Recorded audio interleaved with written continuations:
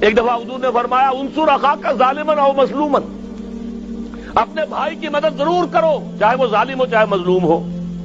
صحابہ حیران ہوئے، یہ بات کیا کہہ دی حضور نے، بڑی غیر متوقع بات ہے۔ مظلوم کی حالت میں تو مدد کرنا سمجھ میں آتا ہے، یہ ظالم کی بھی مدد کرے؟ سوال کیا انہوں نے، ننصرہ مظلوما فکیف ننصرہ ظالما؟ حضور یہ تو سمجھ میں آ گیا کہ اگر ہمارے بھائی مظلوم ہے، اس پر ظلم ہو رہا ہے تو ہم اس کی مدد کریں، لیکن یہ کیسے کہ ظالم ہو تب بھی مدد کریں؟ فرمایا ہاں مدد کرو، اس کا ہاتھ روک لو، ظلم سے روک لینا اس کی مدد ہے۔